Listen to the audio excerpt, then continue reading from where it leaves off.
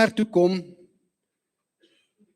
dan kan jy deur hom werk, en vanaand by die huis, of waar jy ook al is jou Bybel by jou. Een dag is een dag, dat die skerms dalk nie werk nie, maar dis net vir die wat kan. As jy nie kan nie, is jy welkom om dit op die bord te volg, en ons wil graag hê dat ons heeltemal uit die woord uit elke boodskap sal bring, en daarom is dit belangrik vir die wat kan. En as jy nie 'n Bybel het nie, kom haal 'n Bybel. Het is nie nodig dat een van ons sonder 'n Bybel hoef te wees nie. Kom ons sluit die oë. Ons wonderlike hemelse Vader, Here, as ons vanoggend hier buite na die wonderlike lig en die sonskyn kyk, dan kan ons nie anders as om te kan getuig dat Jesus Christus lewe nie. Dan kan ons nie anders om uit te besyn, Here, dat daar hoop is nie, dat ons nie hopeloos is nie, en dat U vir ons gebore is, vir ons gesterf het, vir ons opgestaan het, en dat U terugkom na ons toe. Dankie, Here, dat U ons eerste lief gehad het. En dankie, as al die storms van die lewe kom, dat ons aan U kan vashou. Ek vra dat U vanoggend deur die woord en deur die Gees met elkeen sal praat, en dat ons sal fokus op dit wat ewigheidswaarde het, en dit wat regtig saak maak, en dat ons aandag wat ons so mors, Here, baie keer oor die onbelangrike goed, meer op U sal fokus, in die wonderlike naam van Jesus, en met danksegging, amen.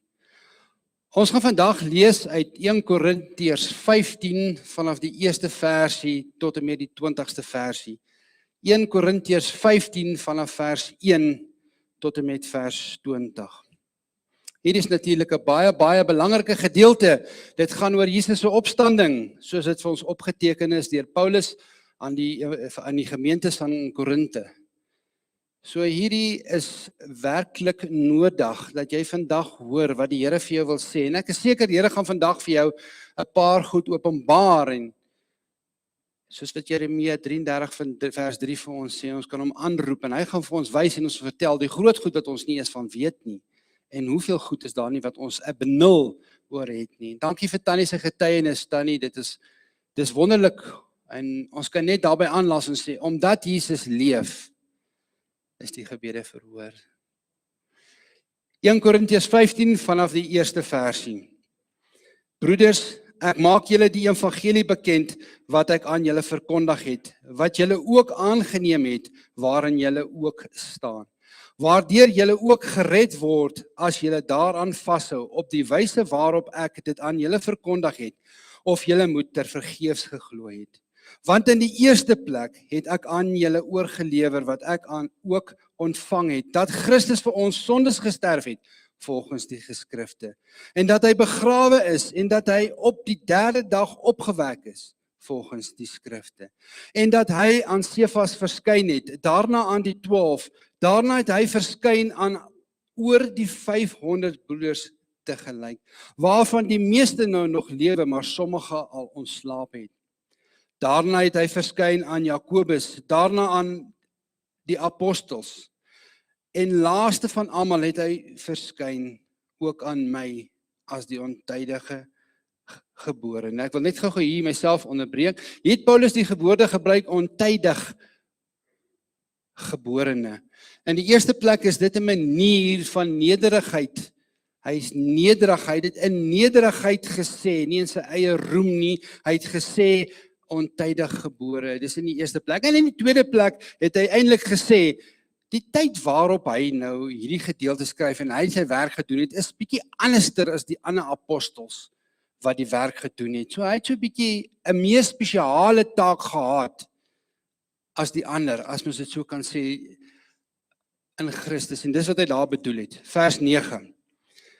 Want ek is die geringste van die apostels, wat nie werd is om apostel genoem te word nie, omdat ek die gemeente van God vervolg het. Maar deur die genade van God is ek wat ek is, en sy genade aan my was nie tervergeefs nie, maar ek het oorvloediger gearbei as hulle almal, nogtans nie ek nie, maar die genade van God wat met my is. Of dit nou ek of hulle is, so spreek ons, en so het julle geglo. As dit dan gepreek word dat Christus uit die dode opgewek het, Hoe sê sommige van onder julle dat daar geen opstanding van die dode is nie? As daar geen opstanding van die dode is nie, dan is Christus ook nie opgewek nie. En as Christus nie opgewek is nie, dan is ons prediking vergeefs en vergeefs ook julle geloof, en dan word ons valse getuienis van God bevind. Omdat ons teen God getuig het dat hy Christus opgewek het, wat hy nie opgewek het nie, ten minste as die dode nie opgewek word nie. Want as die dode nie opgewek word nie, dan is Christus ook nie opgewek nie. En as Christus nie opgewek is nie, dan is julle geloof nutteloos, dan is julle nog in julle sondes. Dan is ook die wat in Christus ontslaap het, verlore. En ons nie vir hierdie lewe op Christus hoop, dan is ons die elendigste van alle mense. Maar nou, Christus is opgewek uit die dode. Hy het die eersteling geword van die wat ontslaap het. Ons lees net tot so ver in 'n feilbare woord van die Here. Nou ek wil graag vanoggend vir u 'n vraag vra, vir elkeen van u wat hier is vanoggend. En as ek nou 'n vraag vra, of jy baie beslis nou nie vir my te antwoord nie, jy antwoord vir God in die eerste plek, en in die tweede plek kan jy maar eerlik wees met jouself. Ek het vanoggend net een vraagie. Net een vraagie vir jou wat hier is vanoggend. En die vraag is nie net vir teoloë nie. Dis nie net vir die skrifgeleerdes, vir die dominees en die pastore en wat se titels daar ook mag wees nie. Dis ook nie net 'n vraag vir die ongelowiges nie. Maar dit is 'n vraag waarop elke persoon wat lewe uiteindelik moet antwoord. En die vraag is, glo jy wat hier sit, glo jy dat Christus werklik uit die dood uit opgestaan het? Glo jy dit werklik? En dis die tema wat ons vandag sal sê, glo jy dat Christus werklik uit die dood uit opgestaan het? Want as Jesus nie opgestaan het nie, dan is die Christelik geloof net maar nog 'n godsdiens. Nie waar nie? Want al die ander godsdienstiges en godsdienstige leiers het grafte. Maar as Jesus Christus uit die dode uit opgestaan het, verander dit alles.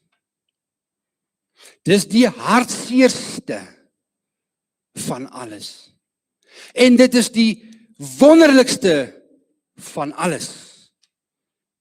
Jesus het gesterf en Jesus het opgestaan.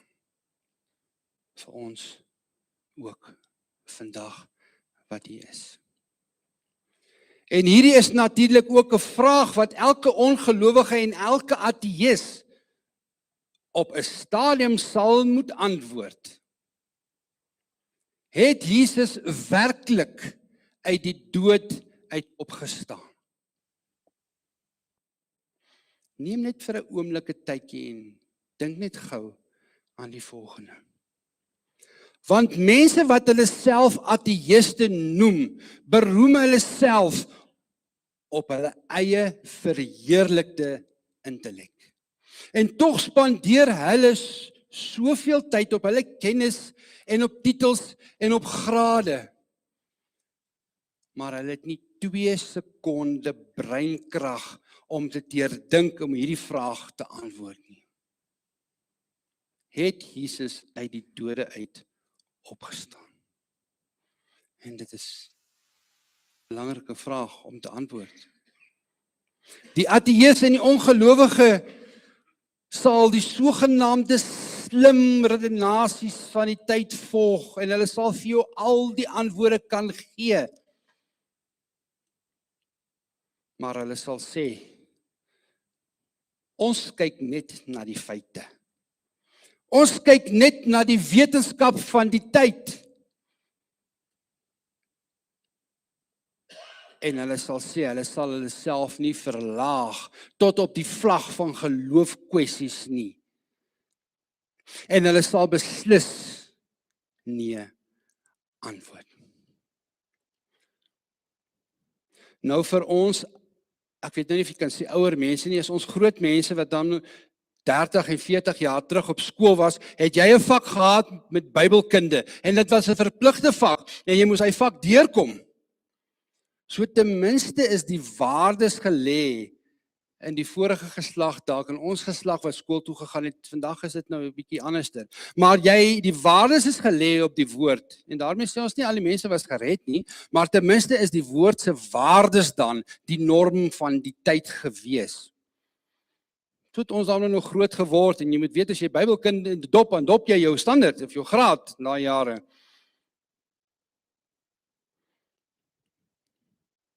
Al was jy nou 'n verlore mens van daai tyd, want natuurlik was die meeste mense ook verlore daai tyd, want die woord sê die meeste mense is verlore, maar ten minste die standaard wat gestel word is 'n Christelike standaard. Of jy nou gered is of nie is dan nou meer belangriker. Maar wat ek nou bedoel met dit is, ons wat daai jare uit die skool uitgekom het, of in skool was, is jou waardes dan so gestel, as iemand teen die woord gaan, was dit in uiterste gevalle. Al was jy nou die goddeloosste persoon wat gelewe het, en iemand praat van God en die godsdiens, dan het jy of saam gepraat in 'n positiewe manier, of jy het stil gebly, want jy het geweet, hierdie is die waarheid. Al stem jy nie daarmee saam, jy het geweet, hierdie is die waarheid. Want dit is die norm gewees, waarop mense groot gemaak word. So niemand het eintlik regtig in 'n periode van tyd gestry oor die woord van God nie. Jy het eerder jou skaamte laat sak, as jy nou so 'n bietjie stout was in skool daai tyd. So in 1997 het ek die voorreg gehad om bietjie by die Universiteit van Boston in Amerika en ook by die welbekende MIT, Massachusetts Institute of Technology, te spandeer. En ek het daar te doen gehad met 2 professore. Die een was ek ook aan huis gebly. En die persoon, professor Dan, was 'n professor in geologie. Met ander woorde, klippe en berge en vulkane, aardrykskunde van daai tyd. En die ander een was natuurlik 'n professor in liberale kuns.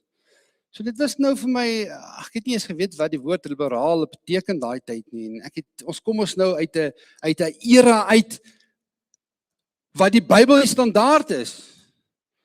So het ek nou met hierdie mense begin gesels en dis almal, haal sy af. Dankie. Kan ons maar probeer weer? Kan ons maar hoor? Daar sê, so was hierdie mense, was goeie mense. Mooi standaarde, slim mense, baie charme, baie voorbeeldige mense, maar soos die verlore gaande wêreld. So het ek nou nie besef dat mense anderster kan dink as die manier hoe ons groot geword het nie. So het nou die renasies opgekom en hierdie professor, veral hierdie professor Dan, wat dan nou 'n professor was in geologie, en hierdie wat my absoluut verstom toe ek jong seun, in die 20 jaar, dat hierdie professor nou vir my vertel, en ek gaan dit nou mooi sê, hy het nou wetenskaplike name daarvoor. Ek gaan dit nou mooi in Afrikaans sê, as ek mag. Dat my oeroupa grootjie van 'n Bobbejaan afkom. En hulle glo dit vas met alles wat hulle het. Hulle kan vir jou die wetenskaplike uitleggings gee in die benaming goed, en ek het nie 'n idee wat se woorde hulle gebruik nie. Maar hulle glo, hulle is reg. En dan ek het begin ongemaklik voel, ek bly nie die mense in die huis, en jy moet self aantrek so om te gaan aandete saam met hulle hê, is gesiene mense van die samelewing. Maar hier binne my het iets begin worstel, en jou gees is nou nie meer in eenstemming met wat het gesê word nie. Omdat dit teenstrydig is met wat die woord sê. Later het die gesprekke nou nog verder gegaan. Ek is jonk, ek is plaasseun. Is maar net 'n ouetjie. Jy sit nou tussen hierdie gesin en gesinne somtyds. En naderhand kom die gesprekke op oor aborsie. Daai jare al nou, Jy kan vir jouself dink, ons wat uit daai era uitkom, daar was nie eens 'n manier dat jy nog eers gaan praat daaroor nie. Of homoseksualiteit. En hierdie mense het absolute liberale siening gehad oor dit. En ek kon nie verstaan nie. In my lewe lank het ek nog nooit gehoor dat mense sulke goed praat nie. Want ons kom ons nou uit 'n huis uit en uit 'n kerk uit en 'n skool uit wat die waarde so is. En as jy so stand begin haal, as jy regtig reg gehelp.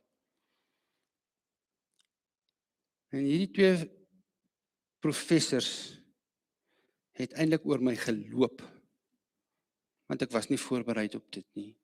En van daai jare af het ek baie oor dit begin nadink. Latere jare toe ek in die koöperatiewe wêreld was, het ek al meer en meer met die goed te doen gehad, dat mense nie met jou saamstem nie. Hulle sal byvoorbeeld vir jou sê, en dit het gebeur, hulle sê, maar jy glo die Bybel man, die Bybel is deur mense geskryf, hoe kan jy nou 'n mens se boek so aanhang en so ophef? En dit is dalk een van die redes hoekom ek vandag hier staan, want die Here het ons opgelei. En so was dit nou my eerste ontmoeting met die res van die wêreld, wat 'n ander wêreldsiening het, en uit 'n ander manier van denke kom. Ek wil eintlik sê, met mense wat die Gees nie ken nie, en wat die woord van God verwerp het, en nog steeds verwerp. Want vandag is dit bietjie anders, selfs hier by ons. Dis nou al makliker vir mense om oor die goed te praat en dit te probeer regverdig. En mense selfs vandag, nie net in ons eie land nie, in ons eie dorp, sal stry en hulle sal beklei en hulle sal blaas soos 'n wolf vir die goed wat hulle glo is reg. En as hulle dink iets is reg of verkeerd, glo hulle dit. Hulle sal direk teenstrydig gaan met die woord van God. En hierdie mense, en u weet presies van wat ek praat, die ongeloore wêreld daar buite. En as jy ongered is, natuurlik kan die Gees jou red. Maar vandag sien jy dit net meer en meer, die afvalligheid van ons tyd, dat hulle die mense vermy die vraag of Jesus Christus werklik opgestaan het. Hulle vermy dit of hulle lag dit af, letterlik in jou gesig. Mense sê vandag, die woord van God is ondergeskik aan die moderne denke van ons tyd. As jy my nie glo nie, maak net jou oë en ore oop en jy sal hierdie meer en meer in die wêreld sien. Want die tyd waarin ons lewe, word die mense net meer en meer afvallig. En die meeste ateïste en die ongelowiges sê dat Jesus nie uit die dood uit opgestaan het nie. En as jy vra hoekom nie, dan sê hulle omdat dooie mense dood is. Dit is natuurlik nou ander woorde wat hulle kan gebruik en dit wetenskaplik sê, maar hulle sê vir jou indirek, as jy dood is jy dood. As Jesus nie opgewek is nie, my liewe broer en suster, oom, tannie, as Jesus nie opgewek is uit die dood uit nie, is ons almal wat hier sit vandag gekke in 'n gekke paradys. En dan is ons prediking ter vergeefs wat ons gelees het in vers 14. So kom ons kyk vandag na hierdie vraag. Het Jesus werklik uit die dood uit opgestaan? En kom ons vat 8 waarhede. En ons staan hierdie argument teë. Wat mense sê, Jesus het nie opgestaan nie. Het jy al gelees in die Bybel? In 1 Korintiërs 14:15, ek gaan dit sommer net in my eie woorde sê. Dat jy in die Gees moet bid, maar jy moet ook met jou verstand bid. Dat jy in die Gees moet psalms sing, maar jy moet ook in jou verstand psalms sing. Dit beteken dat die Here ook vir jou 'n verstand gegee het. En ons hoef nie ons verstand buite die kerk se deur te los as ons in die kerk inkom nie. Ons pas ons verstand en ons denke aan, ons vernuwe ons denke om in lyn te kom met God se woord. En dis 'n aanhoudende proses. So wat is die eerste waarheid? En ek wens, ek kan die voorreg hê om na daai 2 professors toe te gaan. Ek weet nie of hulle nog lewe nie. Om vir hulle hierdie 8 waarhede te vertel en God se koninkryk uit die woord uit aan te haal en dit te verdedig, maak nie saak wat die wetenskap sê nie. Die eerste waarheid is, die Christelike geloof begin by 'n feit. Dis die eerste waarheid. Die Christelike geloof begin by 'n feit. Nie 'n dogmatiek nie, nie op 'n leerstelling nie, nie op iemand se opinie nie, nie op hoe ek voel nie, dit begin by 'n feit. Want ons het gelees in 1 Korintiërs 15:3 wat sê, want in die eerste plek het ek aan julle oorgelewer wat ek ontvang het, dat Christus vir ons sondes gesterf het volgens die geskrifte. Dat hy begrawe is en dat hy op die 3de dag opgewek is volgens die skrifte. Let op hoe Paulus hierdie evangelie beskryf. Hy sê nie, ek het 'n mooi geestelike ervaring gehad nie. Hy sê nie, ek het 'n gevoel gehad dat Jesus opgestaan het en dat Jesus lewe nie. Hy sê, Christus het gesterf. Christus is begrawe. Christus het opgestaan. Punt. Niks meer nie, niks minder nie. En hierdie is die hart van die hele evangelie van Christus. En dit is belangrik dat ons dit moet verstaan, want ons het 'n verstand gekry. Want die Christelike geloof vra nie of ons eie opinies bo God se woord. En as ek sê eie opinies, die wetenskap en die verklaringe bo God se woord kan stel nie. Nee. Die vraag is ook nie om alles te verduidelik nie, want ons ken teendele. Ons moet die woord aanvaar net soos wat hy is. So die vraag is nie, kan ons al hierdie goed verduidelik nie? Nee, dis nie die vraag nie. Die vraag is, wat doen ons met die getuienis van Jesus Christus se opstanding? Want selfs die mense wat in Jesus se tyd gelewe het geweet dat dooie mense dood is. Ook die disippels self wat by Jesus self geleer het dit nie op die eerste oogopslag verstaan en begryp nie. Selfs toe die vroue vir hulle kom vertel, Jesus leef, het hulle aanvanklik dit nie geglo nie. Waarom nie? Omdat hulle ook geweet het, dooie mense is dood en hulle bly dood. Die opstanding was ook nie vir hulle maklik verstaanbaar nie, soos wat dit eintlik vir geen mens verstaanbaar is. So die eerste feit is, die Christelike geloof begin by 'n feit. Dis die eerste waarheid of Jesus opgestaan. Die tweede waarheid, Jesus Christus het werklik gesterf. Hy het werklik geen hartklop gehad nie. Hy het werklik fisies, klinies gesterf. Hy het nie net flou geword nie. Hy het nie net bewusteloos geword en was in 'n koma nie. Hy het nie net soveel geweldige trauma beleef dat hy in 'n skyndood ingegaan het en later wakker geskrik het nie. Jesus Christus is gekruisig. Nou my liewe vriend, die Romeinse soldate het geweet om iemand dood te maak. Hulle het nie misgeskiet nie, hulle het raak geskiet. Hulle het geweet hoe om mense regtig dood te maak. Jesus is gegeesel voor hy gekruisig is. Hy is gekruisig. Hy is met 'n spies in sy sy gesteek.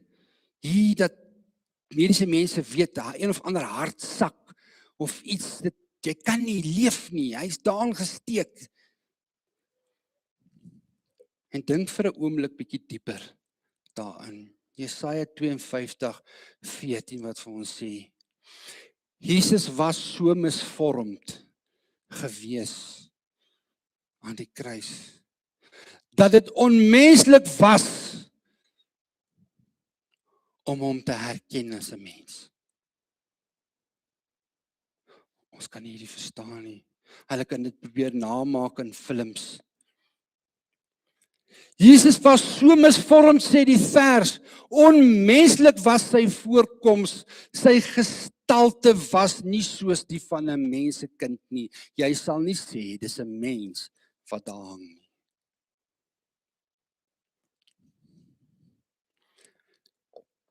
Ons het nie 'n benul hoe erg dit was nie.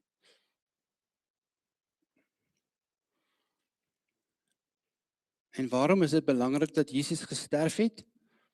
Omdat hy nie net vir ons 'n voorbeeld kan gee nie, maar hy het ook vir ons sondes gesterf. Hy het vir jou en my prys betaal. Hy het die oordeel gedra wat ek en jy verdien het, want ons verdien niks meer as die ewige dood. God se kruis sê, God neem sonde ernstig op. Maar die kruis sê ook, God het die sondaar lief. Daarom staan daar in Romeine 5:8 vandag, maar God bewys sy liefde tot ons daarin dat Christus vir ons gesterf het, toe ons nog sondaars was. En die kruis is nie die einde van die verhaal nie. Want as Christus nie gesterf het nie, het ons geen hoop gehad nie. Daarom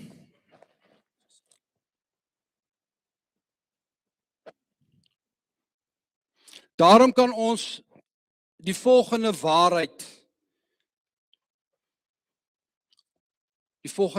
gaan, die waarheid nommer 3. Die graf was nie sy einde nie. Paulus sê, hy is begrawe, hy het op die 3de dag is hy opgewek. Paulus sê, Jesus lewe. Hy was werklik in die graf.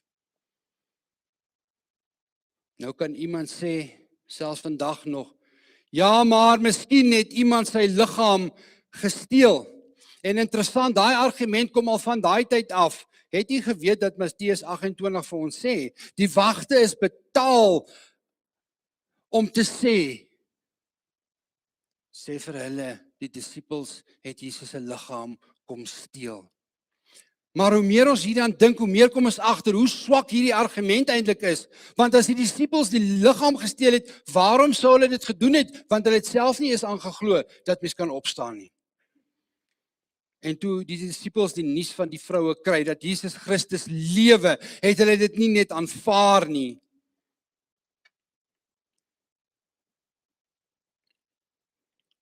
En tog verander hierdie bang, verwarde disippels in 'n baie kort tydjie in mense wat openlik die evangelie verkondig nou in Jerusalem.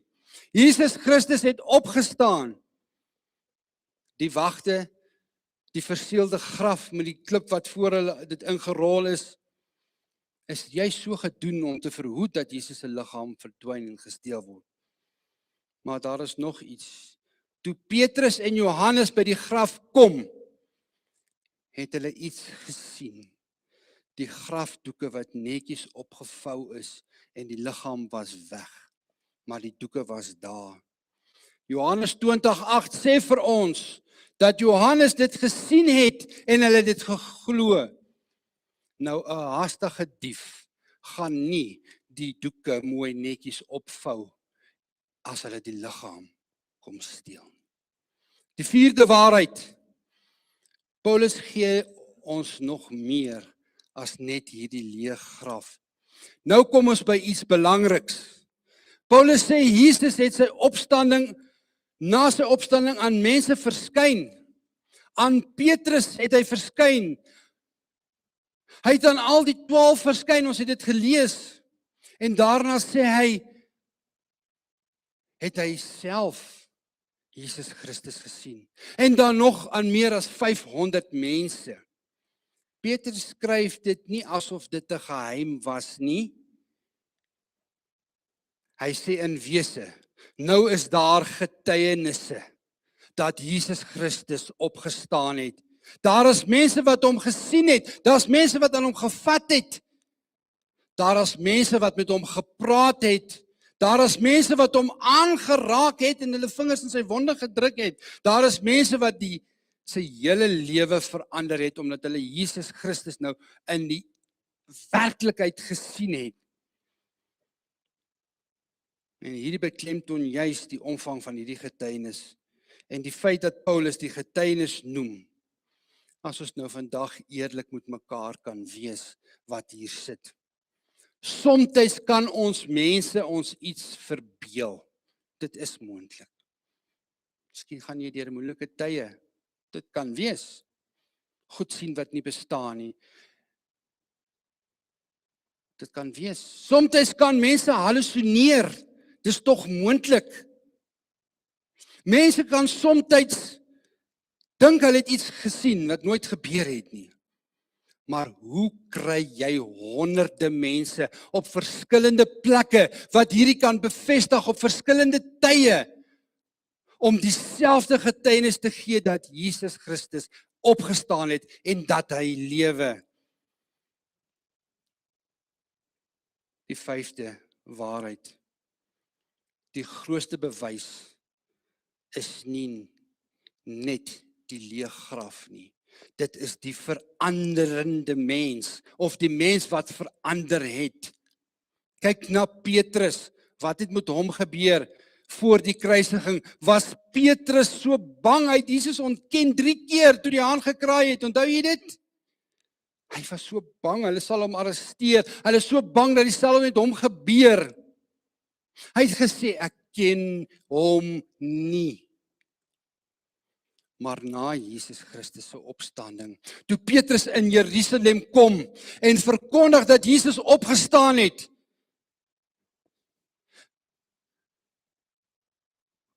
waar hy gedreig is, het Petrus hardop duidelik getuig. Jesus was geslaan. Jesus was gekruisig. En Jesus het opgestaan. Hy kon nie meer stil bly oor dit wat gebeur het en wat hy gesien het nie. Hierdie ou wat net 'n paar dae terug gesê het, ek ken hom nie, en hy is so bang, sê nou reguit, ek gee nie om wat julle doen nie. Ek het Jesus gesien en dis die reine waarheid. In Handelinge 4 sê Petrus en Johannes, want vir ons is dit onmoontlik om nie te spreek oor wat ons gesien het nie en wat ons gehoor het nie. Ons kan nie meer stil bly nie. Waarom nie? Omdat hulle nie 'n teorie verkondig nie. Hulle verkondig iets wat werklik gebeur het. Hulle verkondig die werklikheid. Hierdie verander mense wat aanvanklik bang was. Hulle het later die vrymoedigheid gehad om die opstanding te verkondig, of hulle nou vervolg word, of hulle nou doodgemaak word, en 11 van die 12 disippels, as jy nie weet nie, het nie 'n natuurlike dood gesterf nie. Hulle is doodgemaak vir hierdie evangelie van Christus. Die 6de waarheid. As Jesus dan nou opgestaan het, dan kan ek en jy mos nou nie meer neutraal bly nie. Ons kan nou nie meer apaties staan oor dit nie. En dit is nou hier waar die boodskap nou persoonlik raak, vir jou en vir my. Want miskien sê iemand vir jou, ek glo nie in God nie. Goed, maar die vraag vanoggend is nie eerste, glo jy in God nie. Die vraag vanoggend is nie, glo jy in dit wat jy glo nie. Die vraag is, wat het jy met Jesus Christus gedoen? Want as Jesus Christus nie opgestaan het nie, sê Paulus, dan is ons predikking ook vanoggend hier ter vergeefs en ter vergeefs elkeen van ons geloof en verder, dan is julle geloof nutteloos. Dan is julle nog steeds in sonde. Dit beteken, ons staan vas by die dood. En as Jesus dood gebly het, kan ek en jy nou maar huis toe gaan. Ons kan nou maar die kerk se deure sluit. Ons kan maar ophou preek. Ons kan maar ophou bid, ons kan maar ophou vertrou. Ons kan maar ophou hoop. Want dan is daar geen oorwinning oor die dood nie. Geen vergifnis nie, geen ewige lewe nie, geen hoop vir ons verder nie, as Jesus Christus nie opgestaan het nie. Maar 1 Korintiërs 15:20 wat ons gelees het, sê, maar nou, Christus is opgewek uit die dode, Christus lewe vandag. En dit is die keerpunt. Die graf is leeg. Die dood kon hom nie hou nie. Die kruis was nie die nederlaag nie. Die graf was nie die einde nie. Jesus lewe. Dit bring ons by die 7de waarheid. As Christus dan opgestaan het, dan is hy wie hy sê hy is. Soos iemand altyd sê, weet ons met wie het ons te doen. En hierdie is die ernstigste kant van die boodskap. As Jesus opgestaan het, kan ons hom nie net meer bewonder nie. Ons moet hom herken. As hy opgestaan het, dan is hy die Here. As hy opgestaan het, dan is sy woord waar. As hy opgestaan het, dan is sonde werklik. As hy opgestaan het, dan is die oordeel werklik. Want Handelinge 17 vers 30 sê, dat God nou aan alle mense oral verkondig, dat hulle moet bekeer. Omdat God, daar staan hy met die hoofletter, omdat God 'n dag bepaal het, waarop hy die wêreld in geregtigheid sal oordeel, deur 'n man, met 'n hoofletter M, wat hy aangestel het. En hy het hiervan aan almal sekerheid gegee, deur hom uit die dode op te wek. Die opstanding is dus nie net 'n troostboodskapie vir jou en vir my nie. Dit is ook 'n baie ernstige waarskuwing vir ons en veral vir die wêreld daar buite. Daar kom 'n dag waarop elke mens voor God sal staan en hy sal sê, wat het jy met Christus gedoen? Nie môre nie, nie eendag nie. Nou hier kan jy al reeds daai vraag antwoord. Wat het jy met Jesus Christus gedoen? Wat het jy met sy woord gedoen? Want die woord was God. En die 8ste waarheid, kom ons nou by die laaste waarheid.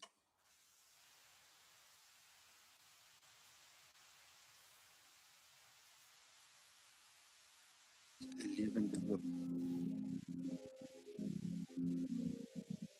Ek en jy het lewende hoop. Ons is nie hopeloos nie. Ons is nie soos die wêreld hopeloos nie. En ons kan ook nie vanoggend se boodskap eindig by die oordeel nie.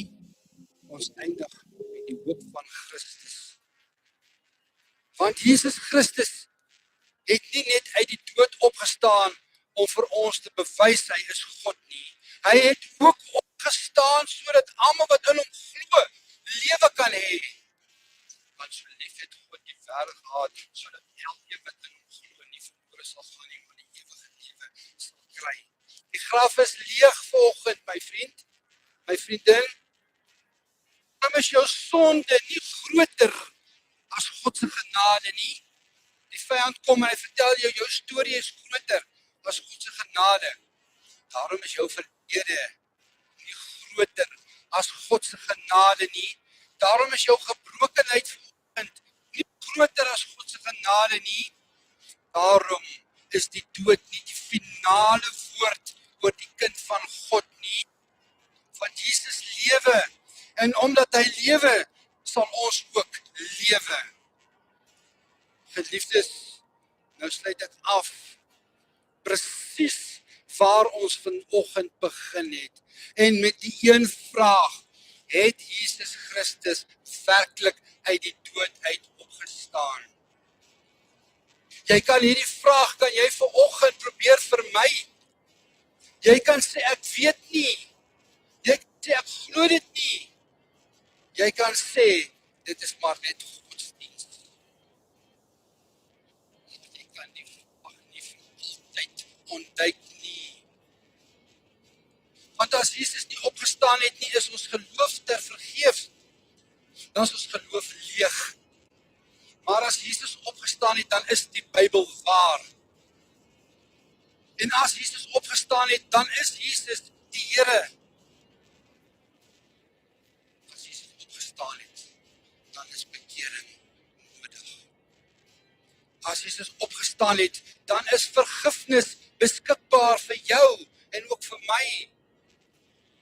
As Jesus opgestaan het, dan is daar 'n oordeel wat wag as jy Jesus Christus genade bly verwerp my vriend. Maar as Jesus opgestaan het, dan is daar ook hoop vir 'n hopelose wêreld daar buite. Daar's ook hoop vir jou en vir my. Daar's hoop vir die sondaar. Daar's hoop vir die gebrokene vanoggend hier. Daar's hoop vir die verlorene daar buite. Daar's hoop vir die persoon wat sterwend is.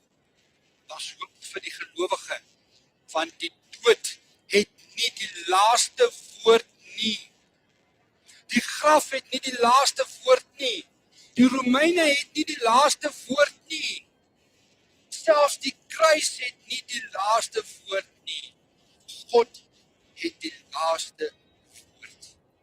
En sy woord is vandag, Jesus Christus het opgestaan en hy lewe. En daarom kan ons vandag sê, soos wat Paulus gesê het, in vers 15 van 1 Korintiërs, vers 20 van 1 Korintiërs 15. Maar nou, Christus is opgewek uit die dood. Hy is die eersteling geword wat geslaap het. Gemeente, die graf is leeg. Jesus leef vanoggend. Die dood is oorwin. Die hoop is seker. En daarom moenie net glo dat Jesus opgestaan het nie. Leef vandag as iemand wat weet dat hulle verlosser lewe. Vader, dankie dat Jesus Christus vir ons opgestaan het. Dankie Here dat U vir ons sondes betaal. En dankie dat ons vanoggend die vraag van, het Jesus werklik uit die dood opgestaan, kan antwoord met sê ja, 10.000 maal miljoen ja. So seker as wat die Here lewe, Jesus Christus het opgestaan en hy kom terug vir ons. Dankie Here vir die boodskap. Vat hierdie boodskap, Here, maak dit groot, sal ons ook kan gaan vertel. Want as ons stil bly, Here, sal die klip dit uitroep. In Jesus se naam. Amen.